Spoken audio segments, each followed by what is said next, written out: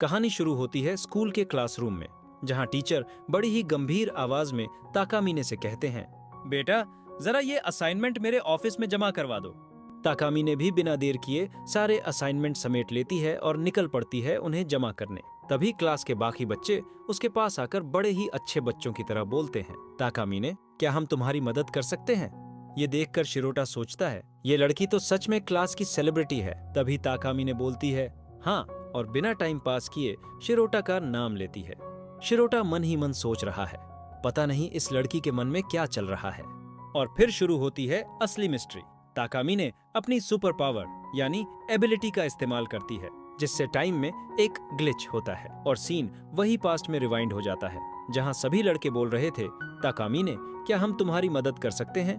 शिरोटा को तुरंत फ्लैशबैक याद आता है जहां ताकामिने कह रही हैं, अब तुम्हें मेरा हर काम करना होगा। अब बेचारा शिरोटा खुद चलकर ताकामिने के पास जाता है और पूछता है, क्या मैं तुम्हारी हेल्प कर सकता हूँ? अगले सीन में ताकामिने एकदम डोमिनेटिंग स्टाइल में कहती है, इस बार तो तुम्हें छोड़ रही हूँ, लेकिन अगली बार ध्यान रखना। इधर शिरोटा तो पसीने पसीने हो गया। वो कपड़े पहनाते हुए उससे माफी मांगने लगता है।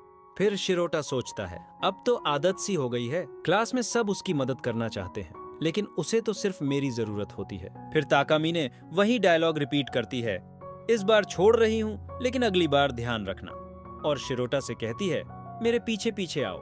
चलते चलते फिर वही सीन होता है जहां लड़कों का झुंड ताकामिने की हेल्प करने के लिए लाइन में लग जाता है।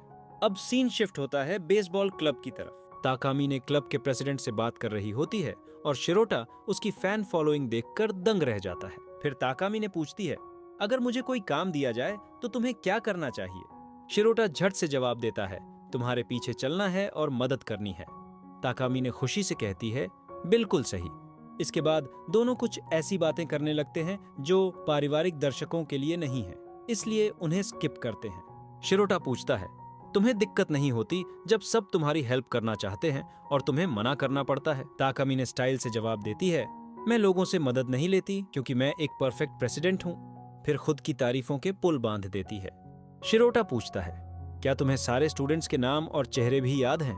ताकामिने फिर बोलती है, हाँ, मैं परफेक्ट हूँ, सब मुझे जानते हैं तो मुझे भी सबको जानना चाहिए। अब शिरोटा मन ही मन सोचता है, ये लड़की सच में काफी मेहनत करती है अपनी पोजीशन के लिए। अब सीन मुड़ता है शिरोटा की तरफ। ताकामिने उसके सारे राज खोलने लगती है।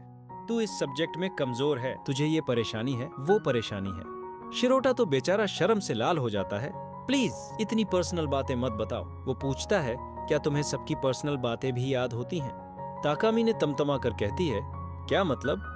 मैं सिर्फ तेरी बुराइयां कर रही हूँ। शिरोटा तुरंत माफी मांग लेता है, लेकिन फिर भी ताकामिने उसकी कमियां गिनाती रहती हैं और आखिर में पूछती है, तू मेरे बारे में क्या सोचता है? शिरोटा तो ब्लश करने लगता है और चुपचाप चला जाता है, लेकिन ताकामिने उसको पीछे से उड़ती हुई एक किक मारती है और पूछती है, अगर मैं तुझे मौका दूं कुछ भी करने का तो तू क्या करेगा? अब दोनों थोड़े ज्यादा क्लोज हो गए हैं। शिरोटा की धड़कनें तेज होने लगती हैं और तभी ताकामिने शर्ट के बटन खोलने लगती है। शिरोटा चीख पड़ता है, नहीं, ये सब बाहर जाकर करना, अभी नहीं। ताकामिने ठहाका लगाकर हंसती है, मैं तो मजाक कर रही थी, देख रही थी तू क्या करता। फिर पूछती है, तुझे लगता है हम कभी डेट पर जाएंगे? शिरोटा तो एकदम घबरा जाता है, नहीं, ऐसा तो मैंने कभी सोचा ही नहीं था। अब जब दोनों सीढ़ियों से नीचे उतर रहे होते हैं, शिरोटा का पैर फिसलता है और धड़ाम वो ताकामिने पर गिर पड़ता है। यहाँ सीन डायरेक्ट नहीं दिखाया गया क्योंकि फिर सेंसर लीक हो जाता। अगली बार शिरोटा की आंख खुलती है स्कूल के हॉस्पिटल में और वो लेटा होता है ताकामिने की गोद में। ताकामिने कहती है, तू जोर से गिरा था, मैंने अपनी एबिलिटी यूज करके तुझे बचाया। शिरोटा शर्माते हुए थैंक यू बोलता है। फिर ताकामिने उसे पैरों पर लिटाकर कहती है, थोड़ा आराम कर, वैसे तूने मेरा ऑफर रिजेक्ट कर दिया था, डरपोक कहीं का। लेकिन एक बात है, तू एकदम इनोसेंट बंदा है। अब टाइम होता है जिम क्लास का, सब रनिंग कर चुके हैं। शिरोटा दुखी मन से सोचता है, काश कोई होता मेरे साथ भागने वाला। तभी ताकामिने बॉलीवुड की हीरोइन की तरह जिम में एंट्री मारती है, मैं तुझे ट्रेन करूंगी। बाकी लड़के भी खुशी से झूम उठते हैं। रनिंग शुरू होती है, सबका परफॉर्मेंस अच्छा, लेकिन शिरोटा की हालत तो जैसे भरपेट गोलगप्पे खा के भाग रहा हो। ताकामिने चिल्लाती है, इतना बेकार कैसे दौड़ सकता है तू? फिर बोलती है, अब हर बात ध्यान से सुन, रेस 30 मिनट में खत्म करनी ही होगी। शिरोटा डर के मारे हाँ बोल देता है और फिर ताकामी ने अपनी एबिलिटी यूज करती है जिससे टाइम ग्लिच होता है और दोनों रिवाइंड हो जाते हैं रेस के स्टार्ट पॉइंट पर। अब ताकामी ने गुस्से में फिर कहती है, मुझे 30 मिनट में रेस पूरी चाहिए, समझे कुछ? शिरोटा दौड़ना शुरू करता है, जल्दी ही थक जाता है। तभी पीछे से ताकामी ने साइकिल पर आती है और सबको मोटिवेट करती है। शिरोटा नोटिस करता है कि उसकी ड्रेस आधी गायब है क्योंकि टाइम ट्रेवल में वो बदलना भूल गई थी। अब शिरोटा पूरी ताकत लगाकर दौड़ने लगता है ताकि कोई भी ताकामीने की बैकडोर को ना देख सके, जिसके बाद शिरोटा सच में टाइम से पहले फिनिश लाइन पार कर जाता है। ताकामीने बताती है, मैं इसलिए साइकिल से आई कि कोई घायल ना हो। फिर पूछती है, तू फर्स्ट आया है तो बता तुझे अब कैसा लग रहा है?